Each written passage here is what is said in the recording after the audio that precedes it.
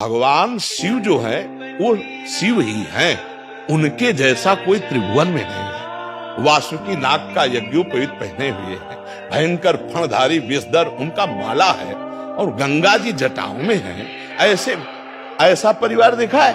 देखो, शिव जी का वाहन नंदी और भगवती का वाहन बबर शेर। 1 मिनट में नंदी को खा जाए, लेकिन दोनों चैन से रहते हैं, नहीं रहते। अच्छा, अब और आगे बढ़ो, कार्तिकेय जी का वाहन मयूर है ना। भगवान शंकर के गले में सांप, मोर सांप का बहुत बड़ा हार करता है। सांप का हार। गणेश जी का वाहन चूहा है ना। कहीं झगड़ा देखा?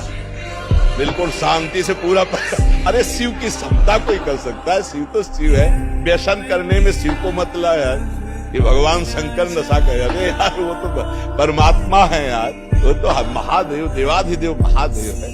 नहीं, ऐसा नहीं। शिव जी ने तो हलाल जहर पिया, भले एक बूंद पी के दिखाओ। ये सब कोई जानता है कि नहीं? समुद्र मंथन में जो पहला हलाहल विष निकला भगवान शिव ने पिया। आप करो, शिव जी कोबरा को गले में डाले तो एक बार कटवा दिखाओ। शिव जी ने गंगा जी धारण किया, 1 बाल्टी पानी धारण करो। शिव जी ने गंगा जी धारण किया 1 बार। शिव जी कभी भांग नहीं खाते। मंत्रों के द्वारा विजया शब्द से उनका अभिषेक किया जाता है, अभिषेक किया जाता है। शिव जी के ऊपर जहर का फल चढ़ता है, धतूरा का। शिव जी के ऊपर अकौड़ा का फूल चढ़ता है, चढ़ता है ना। खा लो, जहर है, हलाहल जहर खा के तो दिखाओ। धतूरा का माला चढ़ता है। विश्वनाथ जी का वो पहले बैच में आए थे, वो लाते कभी कभी पूरा धतूर का माला। एग्जाम्पल या एग्जाम्पल तो किसी का भी आप दे सकते हो। आप कभी देखा है लोग कहते हैं भगवान शंकर चिलम, ऐसा कहीं लिखा है? अरे ये सब अपने मन के विलास हैं।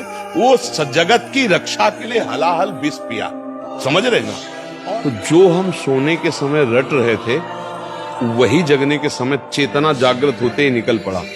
राधा राधा राधा। वैसे हर एक आदमी अनुभव कर सकता है। ऐसे ही हमने मूर्छा के समय भी देखा, जब हमारे डायलिसिस के लिए ऑपरेशन हुआ, ये उदर वाला, फिर छाती का यहाँ ऑपरेशन, फिर हाथ का, तो यहाँ वाले में हमें बेहोश किया गया। तो हमें जब बेहोश करने को था तो हमने उनसे कहा था कि आप बेहोश करने के कुछ मिनट पहले हमें सूचित कर दीजिए कि मैं आपको बेहोश कर रहा हूँ। तो उन्होंने बताया कि बाबा अब हम इंजेक्शन लगाने वाले हैं। तो हम, जो हमारा चिंतन था, मानो मृत्यु का समय, हम ऐसे गाढ़ चिंतन किया।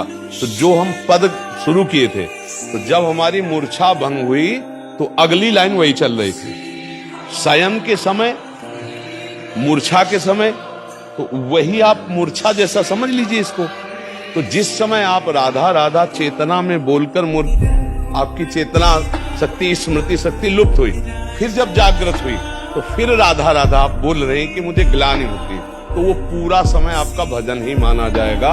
अगर उस स्थिति में प्राण चले जाते हैं तो आपको भगवत प्राप्ति होगी। क्योंकि मूर्छा के पहले आपने राधा बोला था। मूर्छावस्था में आप असमर्थ हैं, ना सत बोल सकते ना असत, ना सत्क्रिया ना असत क्रिया।